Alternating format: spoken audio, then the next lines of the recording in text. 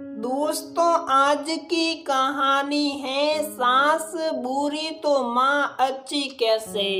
दोस्तों, कहानी शुरू करने से पहले अगर आपने हमारे चैनल को सब्सक्राइब नहीं किया है तो सब्सक्राइब कर लीजिए ताकि आपके पास पहुंचे हर नया वीडियो। रीना भाई की शादी से आ गई। हाँ यार, कल रात ही वापस आई हूँ। और बता कैसा रहा फंक्शन। रूबी क्या बताऊँ यार, मजा आ गया। पापा मम्मी ने इतना बढ़िया तैयारी किया था कि पूछ मत। चल पूछती नहीं, शादी की फोटो दिखा देना। देखो तो तेरी भाभी दिखती कैसी है। वो तो तुझे मैं भेज दूंगी। भाभी दिखती तो सुंदर है, पर सबसे बड़ी बात तो ये है कि वो खुश किस्मत बहुत हैं जो मेरे घर जैसा ससुराल और मेरी माँ जैसी सास मिली है। राज करेगी राज। वो तो सही है, पर तू भी तो बहुत किस्मत वाली है परिवार के मामले में। रूबी इस मामले में मुझसे बदकिस्मत कोई नहीं। अब देखो, कल रात ही आई हो, पर सुबह सुबह ही दूध और सब्जी लेने आना पड़ा। मैं नहीं थी तब भी तो सास ससुर खुद लाते थे, पर अब मैं आ गई तो ससुर चले गए सैर सपाटे पर और सास के घुटने का दर्द बढ़ गया। अभी और कुछ दिन रह जाती तो दोनों बुढ़े और बुढ़िया काम कर लेते, पर मुझे देखकर इनको बीमारियां बढ़ जाती हैं। एक मेरी माँ को देख आज तक सारा काम करती हैं, अब बता मेरी भाभी को वो मदद करेगी तो भाभी को कितना आराम मिल जाएगा। मेरी माँ तो वैसे भी बहुत काम कर लेती है, भाभी पर थोड़ा भी बोझ आने नहीं देगी।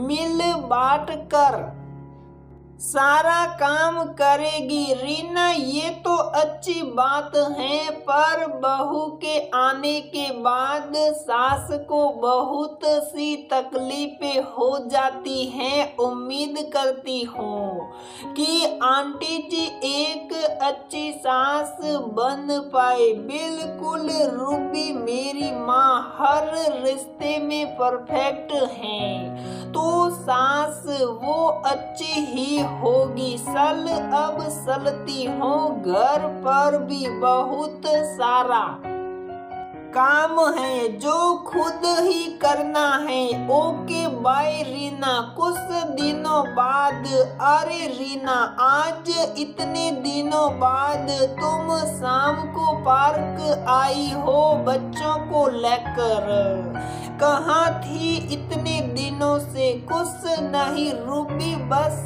घर द्वार में ही उलझी थी। इतना भी क्या उलझना यार, थोड़ा हमारे जैसे दोस्तों के लिए ही समय निकाल लिया कर। अच्छा ये बता, तीज पर मायके जा रही है? नहीं रूबी, इस बार नहीं जाऊंगी। अरे तेरी तबीयत तो ठीक है, तुम तो मायके में ही तीज करती हो, फिर ऐसा क्यों बोल रही है? और तुझे उपवास में काम भी तो करने में नहीं बनता, फिर यहाँ रही तो सब तुझे ही करना पड़ेगा। तुम भी तो ससुराल में ही करती हो सोचा मैं भी कर लूं। मैं तो हर साल ससुराल में ही करती हूँ और अब तो मुझे खुद मायके आकर तीज त्योहार करने में नहीं होता। पर तुम तो कभी ससुराल में नहीं रहती, फिर इस साल क्यों? सच बता क्या बात है? रूबी वो भाभी और माँ दोनों के बीच बनती नहीं। तुझे तो पता है ना, मेरी माँ सारी उम्र काम करती रही। अब बहू के आने के बाद थोड़ा हक तो उसे भी है आराम का। पर मेरी भाभी इतनी आलसी है कि उनसे कुछ होता ही नहीं। बस माँ कुछ कह देती तो उनका मुंह फूल जाता है।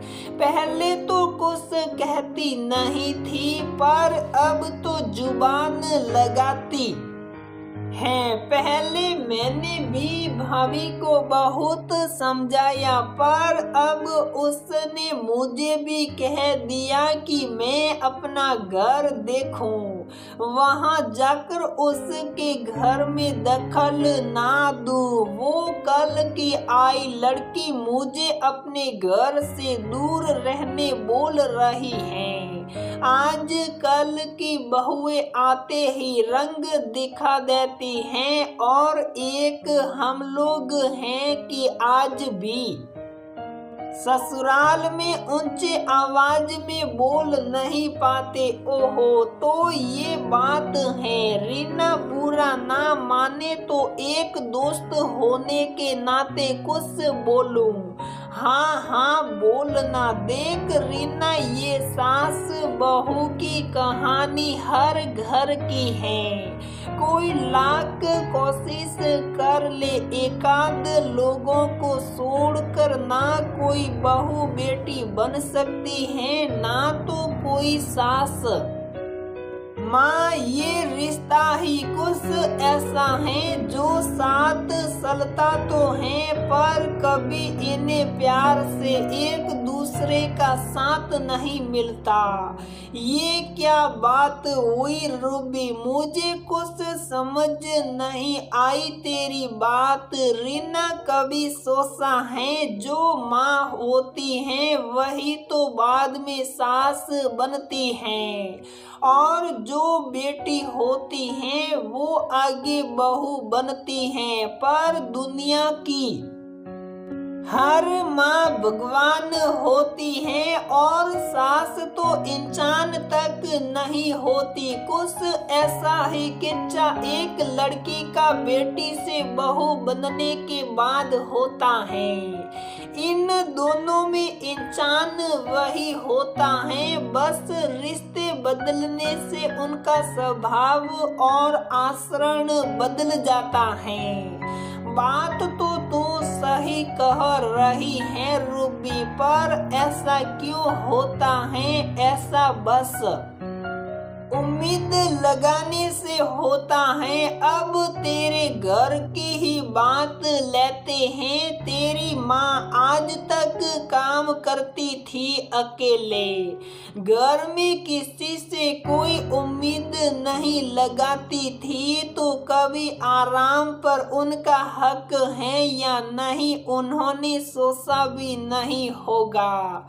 बस बहू के आने के बाद उन्हें अपने हक की याद आ गई, और अपनी सारी उम्मीद वो अपनी बहू से लगा बैठी। ठीक इसी तरह एक लड़की अपनी माँ की मदद करे नहीं करे, या माँ कुछ बातें सुना दे तो भी फर्क नहीं पड़ता, पर सास ने जरा सा कुछ सुना दिया तो बहू को ईगो पर लग जाता है, क्योंकि बहू सास से माँ जैसे प्यार की उम्मीद करती है, पर माँ जैसे डांटने या सजा देने की उम्मीद नहीं करती। बस यही से एक अच्छी माँ बुरी सास बन जाती है, और एक प्यारी सालू बहू बन जाती हैं। आज यही तेरे मायके में हो रहा है। जरा सोच के देख, कुछ साल पहले तूने भी तो अपनी ब्याहता ननद को गुस्से में कितना कुछ सुना दिया था, जिसके लिए तुझे बाद में अफसोस भी हुआ था। कुछ ऐसे ही दौर से तेरी माँ और भाभी गुजर रही हैं। उन्हें ये रिश्ता खुद ही बनाने दे। शायद देखना, आज जैसे सास ससुर ना पसंद होते हुए भी तुझे उनकी चिंता होती है। एक दिन तेरी भाभी भी तेरे घर में रस बस जाएगी। जैसे तेरे बिन ये घर अब नहीं चल सकता, वैसे ही तेरा मायका भी तेरी भाभी बिन अधूरा होगा। लेकिन ये याद रख, शिकायतों का दौर चलता रहेगा, क्योंकि वो सास ही क्या जो बहू की चुगली न करे, और वो बहू ही क्या जो सास की शिकायत ही न करे। ये रिश्ता ही कुछ ऐसा है। अरे वाह रूबी, तूने कितने अच्छे से समझाया। बिल्कुल तेरी बात सही है, होगी क्यों नहीं। तुझसे ज्यादा सालों का अनुभव जो है। हाँ, अब सल तीज की तैयारी कर और खुशी खुशी त्योहार मना। मन से सारे गिले शिकवे निकाल दे। हाँ, और भाभी की पहले तीज पर उनके लिए एक अच्छा गिफ्ट भी भेज देती हूँ। बिल्कुल भेज। दोनों सहेलियां हंसी मजाक करते हुए अपने घर को लौट गई।